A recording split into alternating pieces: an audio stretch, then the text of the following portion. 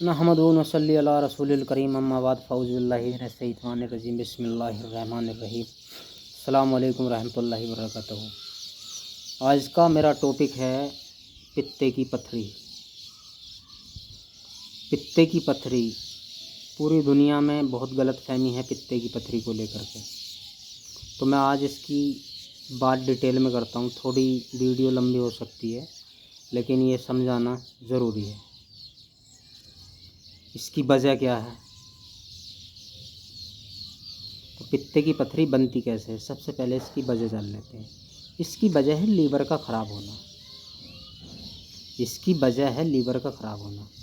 अब लीवर कैसे ख़राब होता है? लीवर होता है हमारे गलत खान पीन से ख़राब, ज़्यादा अंग्रेज़ी दवाइयों से ख़राब। इंजेक्शन, अंग्रेज़ी दवाइयाँ, ठंडा गर्म खाना, ज़्यादा तला भुना खाना, fast food, Pepsi, cold refined, ये जितने भी हमारे गलत जहरीले खाने हैं, इससे हमारा लीवर ख़राब होता है, जो फैटी पे पहुंच जाता है। फैटी लीवर होगा, पित्ते में पथरी बननी शुरू हो जाएगी। अब लीवर काम कैसे करता है और पित्त काम कैसे करता है? लीवर और पित्त दोनों एक ही जगह जुड़े होते हैं। लीवर और पित्त एक ही जगह जुड़े होते हैं। लीवर में से पित्त निकला हुआ होता है, सीधे हाथ पे होता है, ये राइट हैंड पे, बताता चलूँ आपको ये। तो लीवर का काम क्या है और पित्त का काम क्या है? लीवर का काम है हमारे सारे जिस्म के जहरीले मादों को सप्लाई करके पित्त के अंदर भेजना। पित्त एक हमारी डस्टबिन के रूप में काम करता है, डस्टबिन से भी बेहतर। मैं बहुत देसी भाषा में समझा रहा हूँ आपको। तो हमारा जो पित्त है वो एक डस्टबिन है। हमारे पूरे जिस्म की जितनी भी गंदगी है वो पित्त के अंदर होती है, जितना भी जहर होता है, और जहर को जिस्म से निकाल कर भेजना, ये है लीवर का काम। अब ख़राब कैसे ये पथरी बनती कैसे जब लीवर हमारा एक सामान्य मात्रा से, एक टेम्परेचर की मात्रा से नीचे, जो उसको टेम्परेचर चाहिए लीवर को, जैसे 30 डिग्री का तापमान चाहिए गर्म हमारे लीवर को। अब जब ये फैटी होगा तो इसका टेम्परेचर डाउन होना शुरू हो जाएगा। अब ये डाउन होगा तो पथरी बननी शुरू हो जाएगी। वो कैसे कि हमारा लीवर पित्त के अंदर सप्लाई भेजता है एक टेम्परेचर के अकॉर्डिंग।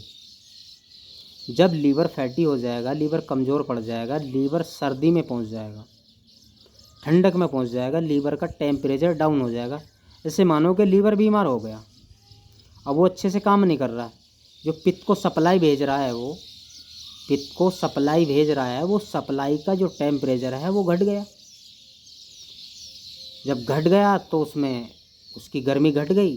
अब आगे जो सप्लाई जा रही है वो ठंडी जा रही है। अब वहाँ जाने के बाद में वो बर्फ़ बन रही है। ऐसे मानो बर्फ़, वही पथरी बन रही है।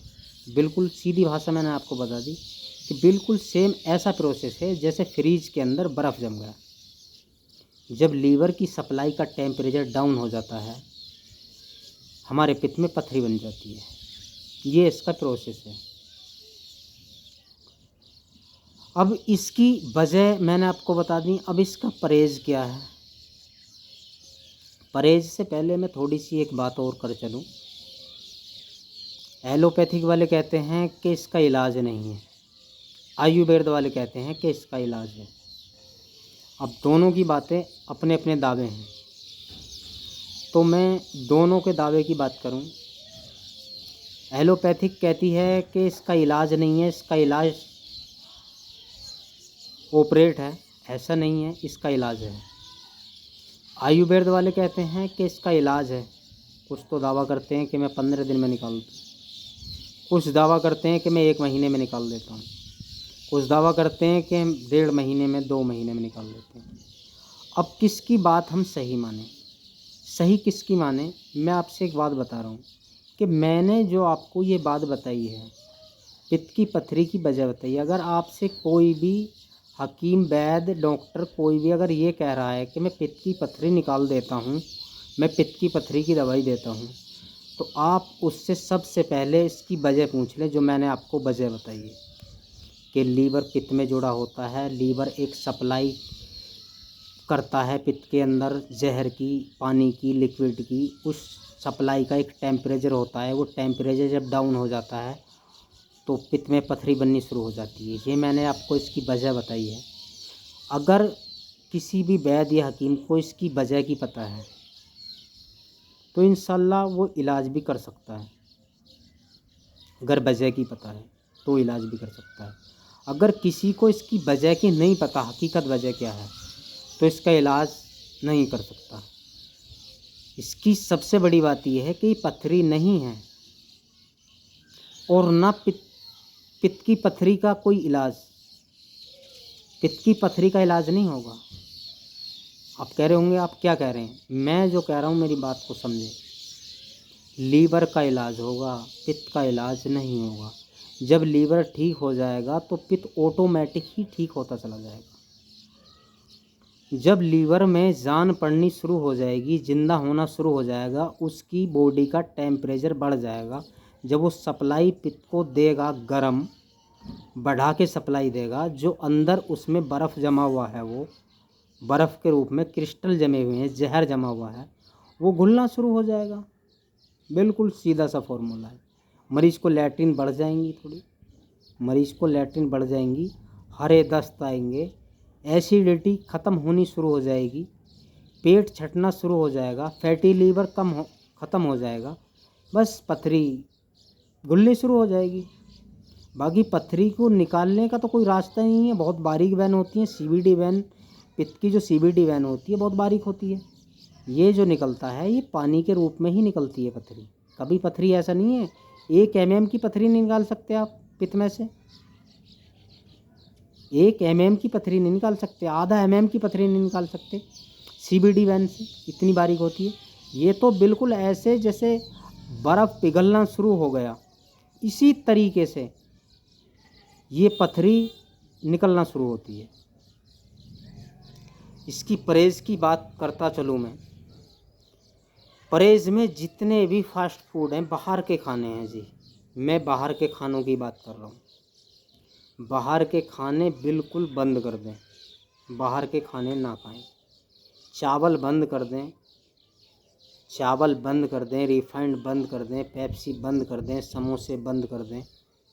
ये जितने भी बाहरी खाने हैं, इसमें खाने में एक तो आप नाश्ता, मैं बता रहा हूँ नाश्ते में आपको क्या लेना है। 2 बादाम ले लें, 2 बादाम ले लें और 5 से 10 ग्राम अदरक ले लें और इन दोनों को पीस लें। पीसने के बाद में इनको घी में फ्राई कर लें। नाश्ते में इसको लें और ऊपर से दूध, सौंफ का दूध या सौंफ की चाय, खाली सौंफ की चाय काली, उसमें को दूध नहीं डालना, सौंफ को पानी में उबाल करके ये बादाम, अदरक घी में फ्राई हुआ ये 20 ग्राम हो जाए, 15 ग्राम हो जाए, दोनों का ये एक इसका लिक्विड तैयार हो जाएगा। इसको घी में फ्राई करके सुबह में खाएं। उसके बाद में आप 1 चम्मच गुलकंद खाएं, 1 चम्मच गुलकंद खाएं और ये सौंफ का दूध पिएं या सौंफ की चाय पिएं। ठीक है। खाने में, अपने खाने में काली मिर्च का इस्तेमाल बढ़ा दें। लाल मिर्च आप खा रहे हैं, हल्की खाएं, हरी मिर्च हल्की खाएं, काली मिर्च पीस करके रख लें।